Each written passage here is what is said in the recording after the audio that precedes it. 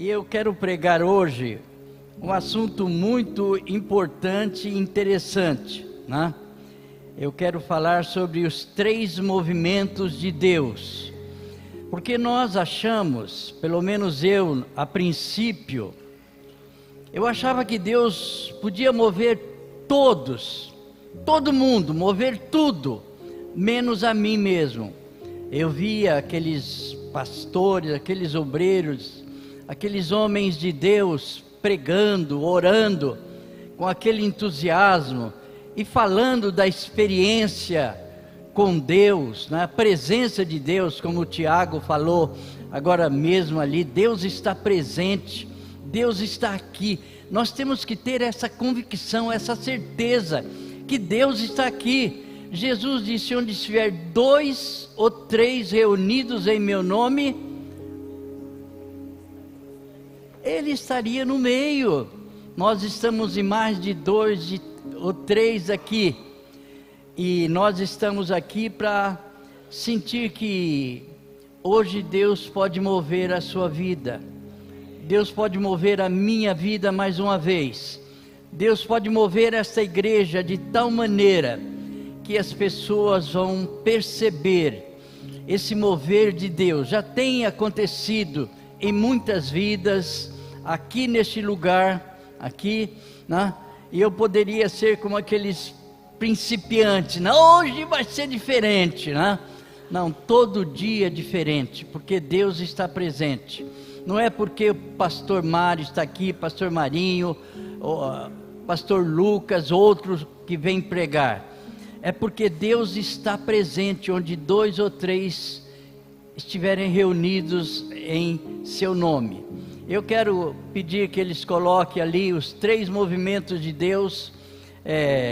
Sempre a gente fala de oração, né? 3 movimentos de Deus. Atos capítulo 4, versículo 31. Eu não vou ler todos os versículos. Eu quero esse texto. Depois de orarem, tremeu o lugar em que estavam reunidos. O resultado: todos ficaram cheios do Espírito Santo e anunciavam corajosamente a palavra de Deus. Eu gostaria de pensar com os irmãos que hoje tem muitos movimentos de Deus. A gente percebe que as pessoas vêm à frente, têm aquelas experiências, mas parece que ao saírem daqui, na sua casa, no seu trabalho, as coisas parecem que continuam acontecendo da mesma maneira, não há mudança. As pessoas não anunciam com ousadia a palavra de Deus. E esse é o propósito de Deus, quando Ele fala de derramar o Espírito, quando Ele fala de mover a igreja. Ele tem o objetivo de, ao sairmos daqui, a gente falar de Jesus. Anunciavam com ousadia a palavra de Deus. Essa ousadia não é que vem do homem, essa ousadia vem do Espírito Santo, que nos impulsiona realmente a falarmos. Esse texto, aí depois de orarem, foi uma manifestação coletiva do poder de Deus. Ali nós sabemos o resultado, o que aconteceu. Primeira coisa, a gente vai pensar o resultado. Todos ficaram cheios do Espírito Santo. É isso que nós queremos hoje falar aqui. Os 3 movimentos de Deus. Primeiro, nesse texto aconteceu o movimento do lugar. E nós gostaríamos que acontecesse hoje aqui nesse lugar. Aquilo que aconteceu ali, aconteceu no lugar. Eles estavam reunidos e oravam num lugar. Depois aconteceu um movimento no céu, porque quando eles estavam orando, os céus, o Espírito Santo se põe em movimento no céu para descer e enchê-los de nova capacitação, de nova vida, de ousadia, de coragem, para que eles saíssem e fizessem outro movimento no mundo. Então, 3 movimentos. No lugar, são aquelas pessoas que oram com a certeza de que Deus vai fazer alguma coisa, que Deus quer fazer alguma coisa, a certeza que o Espírito Santo vem mover aquele lugar, para que depois ele possa mover o mundo. Quando eles saíram, eles moveram o mundo. Era o coração e a alma da multidão dos que criam. E ninguém dizia que era dono de alguma coisa. Todas as coisas lhe eram comuns. Isso aqui é algo tão importante quando o Espírito Santo toma um lugar, toma uma pessoa, a pessoa começa a se desprender da matéria, da carne, daquilo que o segura, que o amarra. Ele começa a ser solto, ele parece que ele quer que todos aceitem Jesus Cristo como Salvador. Ele toma uma posição realmente diferente. Movimento do lugar, são os homens que oram. Movimento do céu, é quando nós oramos na certeza que o Espírito Santo prometido vem para mover o lugar. E quando ele move o lugar, ele vai nos usar para mover o mundo. É quando a gente sai, não é apenas a experiência, ficar ali na experiência. Não, eu quero falar língua, eu quero ter visões, eu quero ter essas experiências que são gloriosas e todos nós podemos ter essa experiência. Não foram apenas para os apóstolos, não é experiência para meia dúzia de crentes se dedicado. Essa experiência é para a igreja. Ele prometeu o derramar do Espírito para a igreja. Então, que nós possamos pensar nesta noite: será que eu quero experimentar o mover de Deus na minha vida, para que eu possa mover aqueles que estão ao meu redor e mover o mundo que está diante de mim? Eu quero lembrar de uma pessoa, Isaías. Gostaria que eles colocassem ali Isaías capítulo 6, do versículo 1 a 6, por favor. É alguém do Velho Testamento que foi movido poderosamente por Deus. Olha lá, no ano da morte do rei Uzias, Isaías ali fala que ele entrou no templo, né? Eu vi o Senhor assentado em um trono alto e exaltado, né? É que Isaías entrou no templo.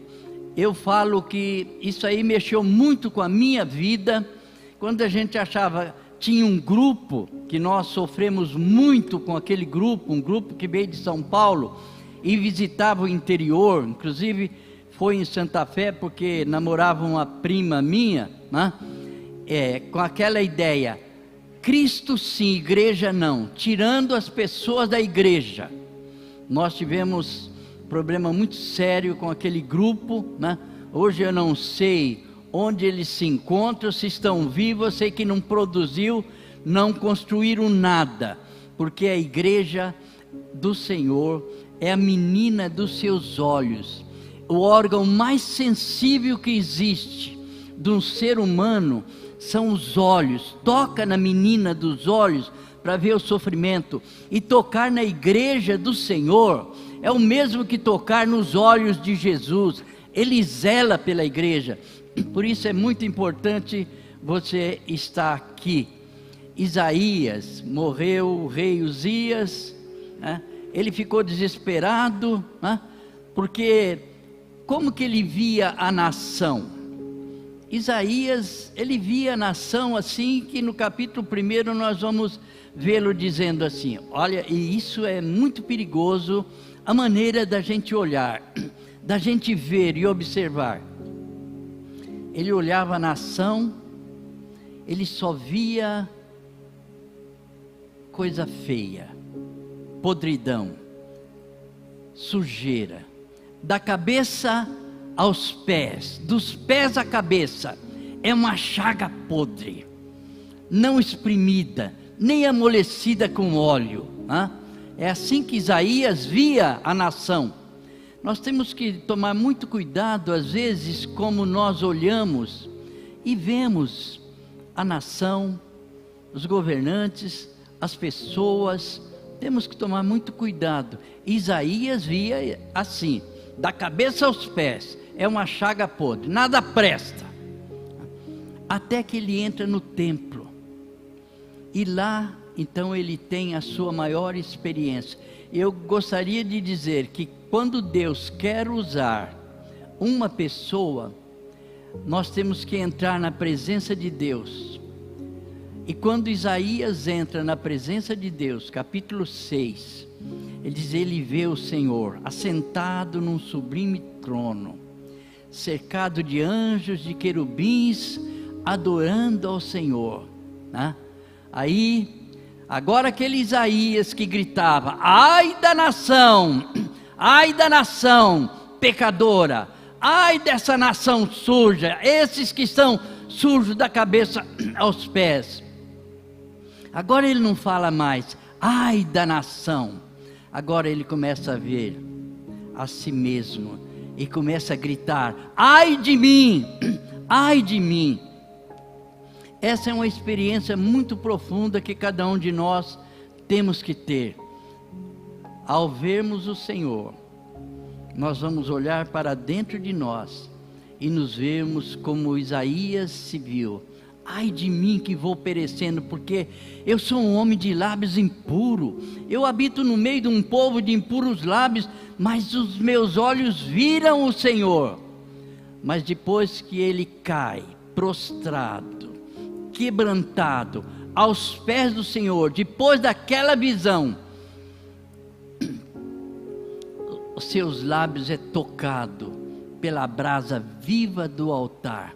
Vocês já imaginaram como dói quando uma brasa é tocada nos lábios da gente?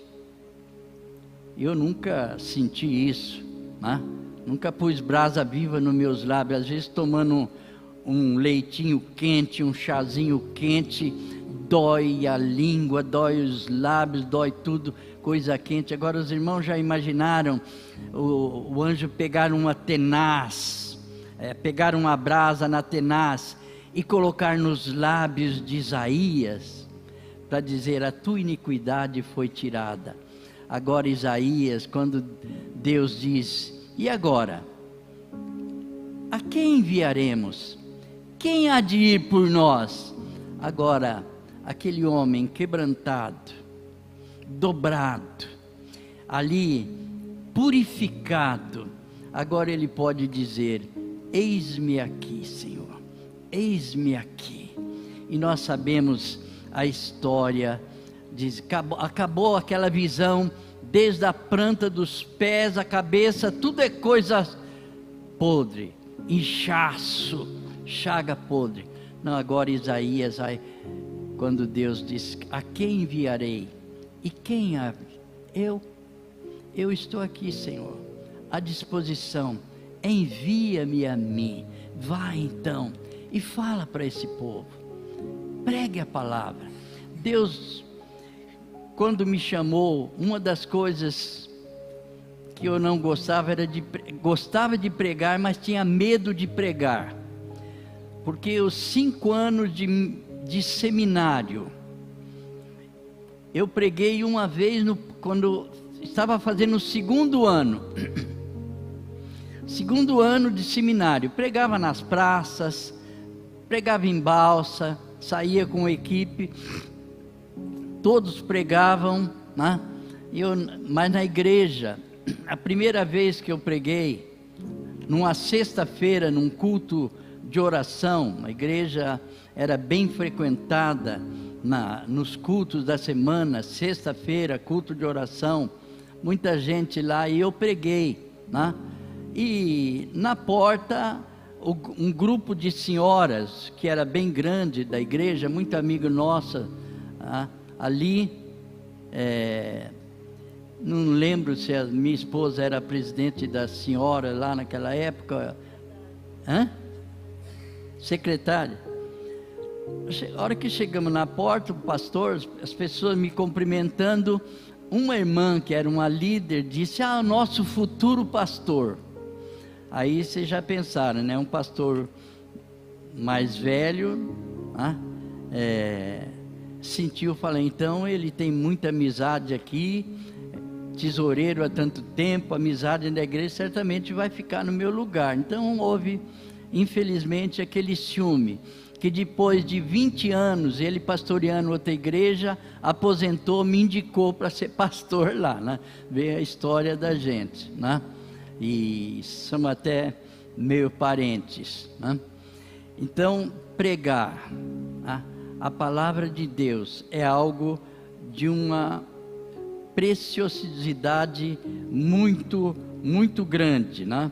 Eu gostaria de ler aqui mais uma vez de Isaías, né? Quando ele tem aquela visão, desde a planta do pé até a cabeça, tudo, né?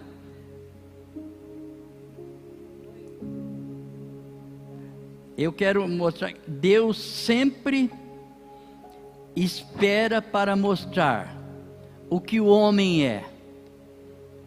Só depois que ele mostra o que o homem é, como ele mostrou para Isaías, quem era o homem, que ele mostrou quem Deus é.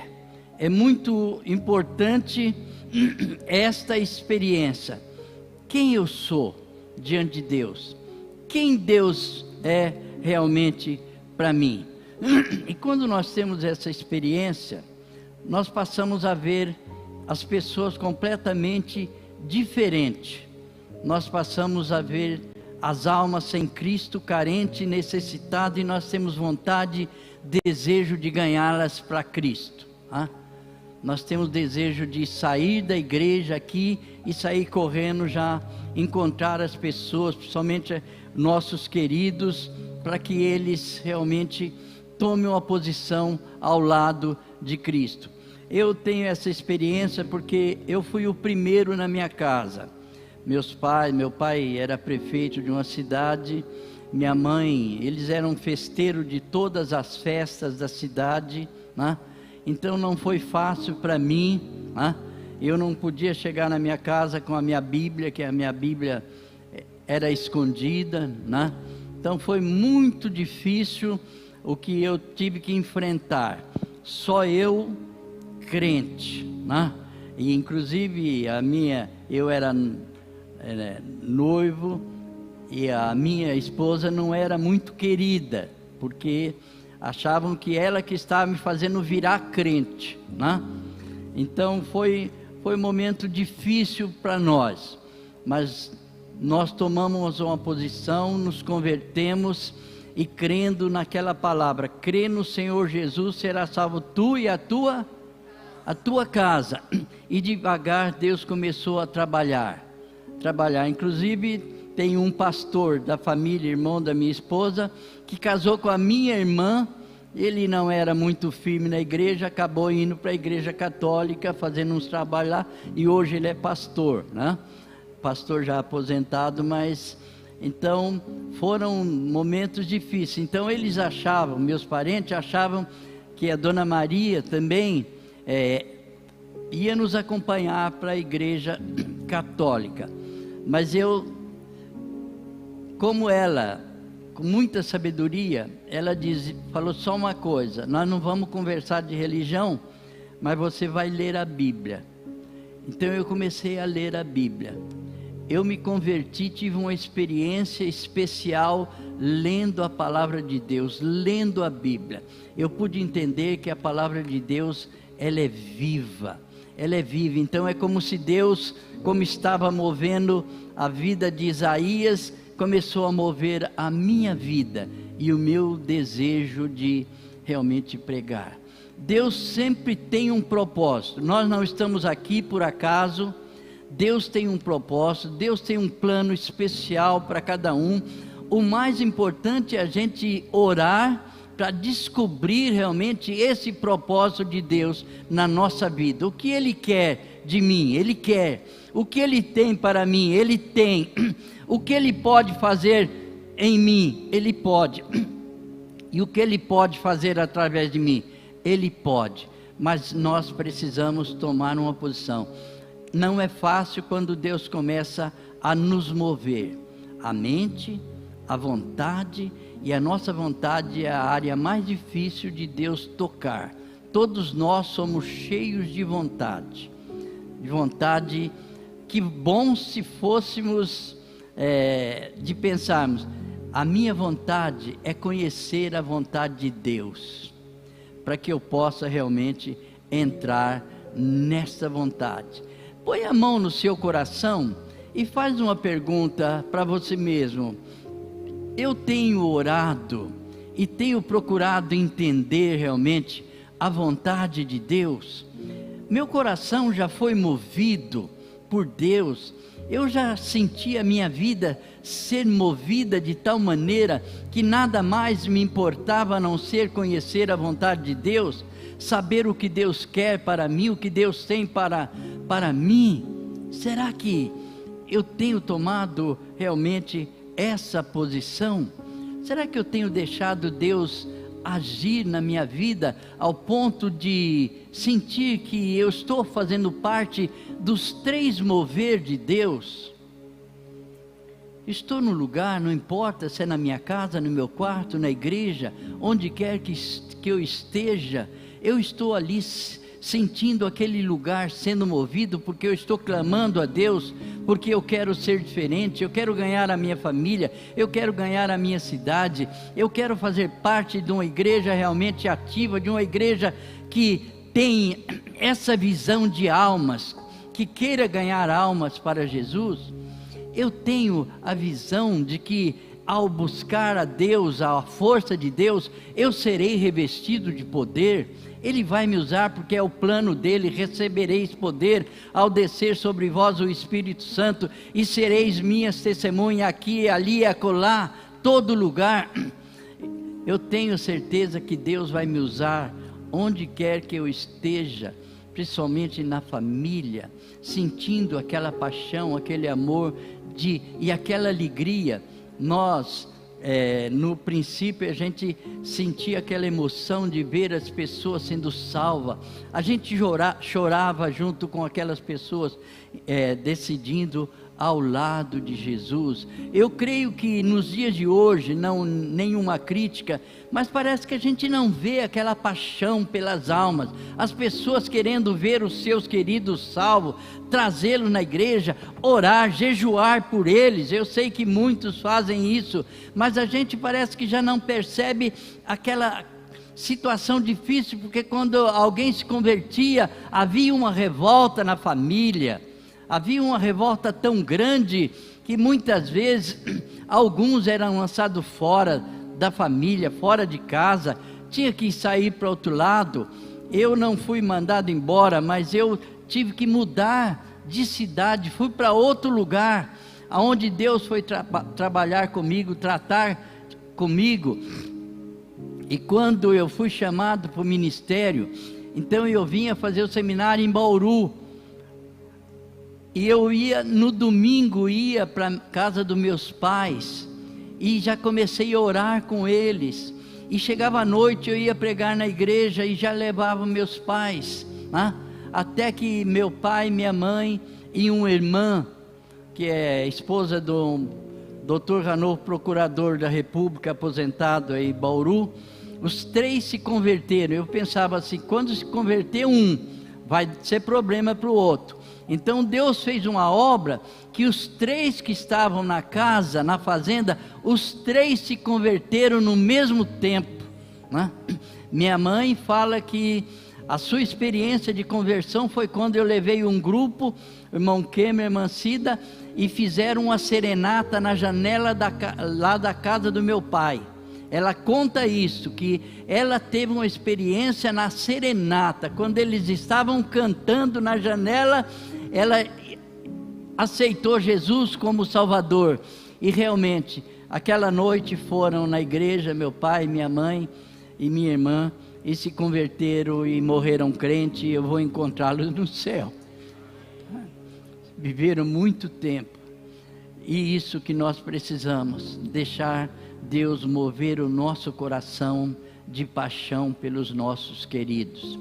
Primeira casa, crê no Senhor Jesus, será salvo tu e a tua casa.